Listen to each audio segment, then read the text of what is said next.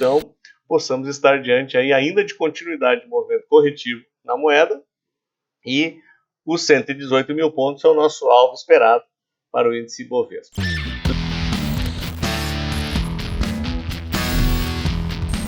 Olá, amigos e amigas da Focalize, sejam muito bem-vindos aqui ao nosso bate-papo da sexta. E antes de iniciarmos aqui com o nosso comentário, quero fazer mais um convite. Terça-feira, 18 horas, eu e o Júlio estaremos em live com vocês, passando o mapa da mina dos investimentos de 2023. Se você está em dúvida aonde você vai colocar seu dinheiro, a gente desenhou aqui um roteiro para orientá-los para todos os perfis de investidores. Como sempre, você é meu convidado, é gratuito, vai ser transmitido aqui pelo canal do YouTube. Link aqui embaixo para você se inscrever, para você receber o link da sala, para não esquecer, né? Então se inscreve, que a gente manda o lembrete, e sempre que o pessoal que se inscreve, a gente depois manda a gravação para quem não pôde participar ao vivo, ok? Tá feito o convite, espero vocês terça-feira, 18 horas, para o nosso bate-papo sobre onde investir em 23. Muito bem, o que tivemos de novidade essa semana? Nada muito contundente, né? O que tem de mais relevante no meu radar nesse momento até vem do fronte externo, a questão ainda da guerra da Ucrânia, né, onde os países aliados estão começando a fornecer tanques. O Putin já declarou que esses tanques da Alemanha, Estados Unidos, Canadá, colocam esses países na guerra. Num primeiro momento, quando a gente ouve essa colocação, nos parece causar um certo estresse, mas depois eu vou mostrar o comportamento dos preços internacionais e eles não alterarem absolutamente em nada a sua trajetória.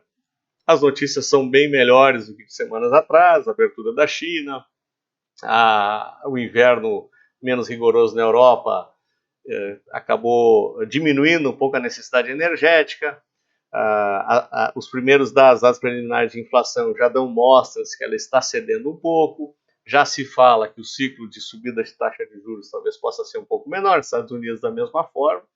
Então, logo em seguida eu já vou mostrar os gráficos internacionais, as coisas refletiram dessa forma. Aqui a grande novidade, a aprovação do Jean Paul como presidente da Petrobras, de um certo modo já estava precificado, o ativo até cedeu um pouquinho, mas nada relevante, tudo absolutamente dentro do nível de volatilidade normal de mercado.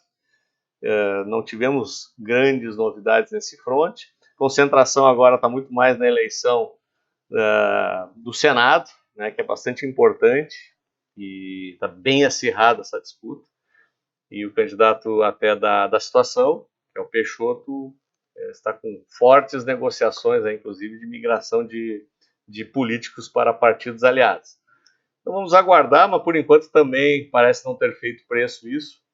E já vou mostrar aqui para vocês, já vamos entrar direto aqui no gráfico para mostrar o comportamento do Ibovespa essa semana. Nós tivemos logo no início a confirmação do pivô de alta, que eu tinha desenhado aqui no comentário de sexta-feira. Então estamos na iminência do pivô. No primeiro pregão de segunda-feira, a gente continuou tangenciando aqui a média de 9 períodos. Logo em seguida, veio uma pressão compradora bastante relevante, com entrada de volume, inclusive, acima da média. Atingimos. Como quem não quer nada, a gente vai indo, quase 115 mil pontos. E no pregão de hoje, tivemos uma pressãozinha vendedora com volume bem abaixo da média. Mas, como vocês podem verificar aqui, vem na cabeça do pivô, vem na média de 9.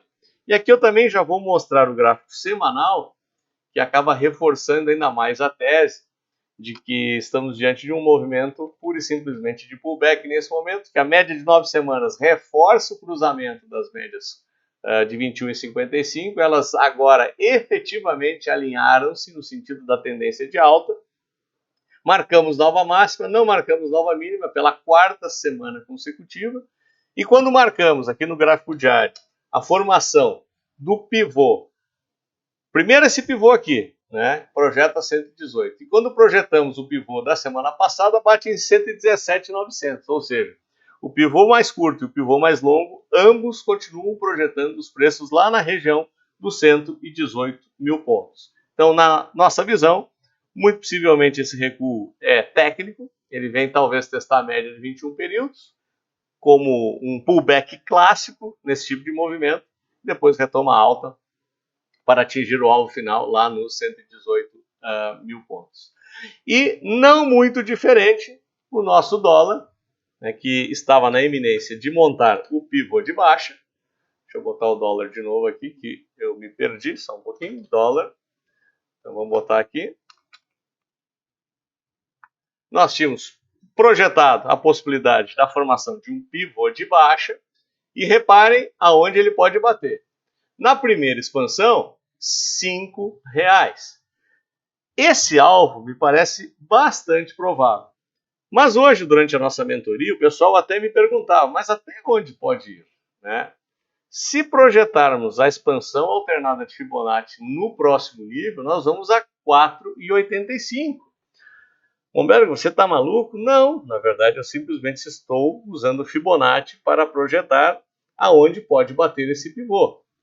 Depois eu vou mostrar aqui o fluxo de capital estrangeiro, continua entrando com bastante intensidade e acaba até ajudando um pouco nessa movimentação.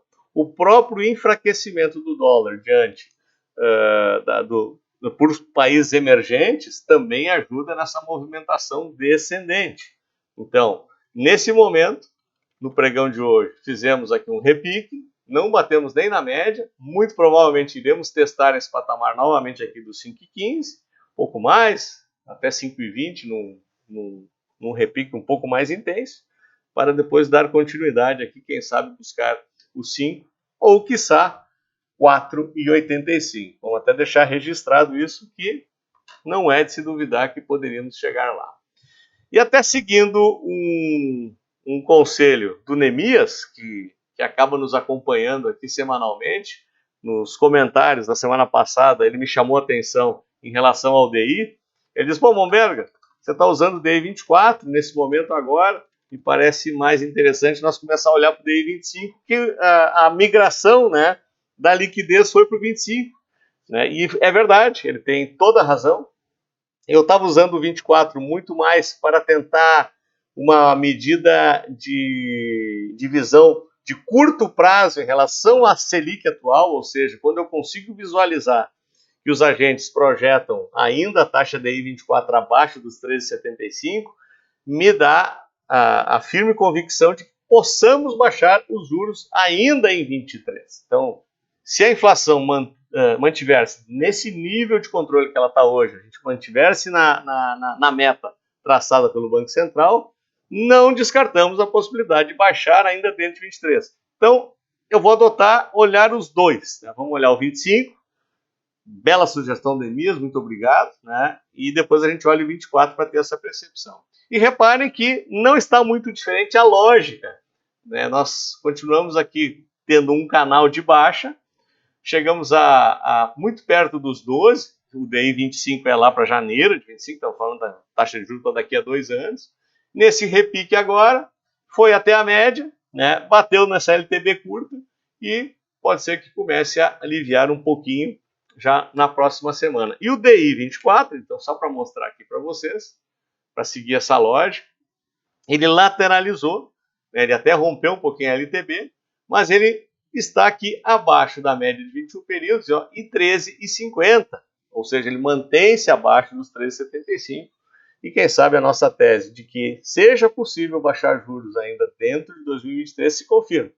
E seria excelente para ativos de risco, seria excelente para fundos imobiliários, mas ainda não fica ruim para quem aposta na renda fixa, né? Porque a renda fixa continua ainda muito atraente. Mas prestem atenção, talvez seja interessante começar a tentar travar taxas um pouco mais longas, porque se seguirmos essa possibilidade de baixa, você travando uma taxa mais longa, mais alta, você mantém uma taxa de juros na renda fixa ainda bastante atraente. Não vou nem falar de marcação a mercado, já tem vários vídeos nossos falando disso aqui no YouTube. É só você botar marcação a mercado que você aprende também como ganhar dinheiro com isso na renda fixa. E eu quero mostrar para vocês o relatório de fluxo. Como vocês podem verificar aqui, nós continuamos tendo entrada de capital estrangeiro. 2023, 8 bilhões, a gente mantém aqui o ritmo.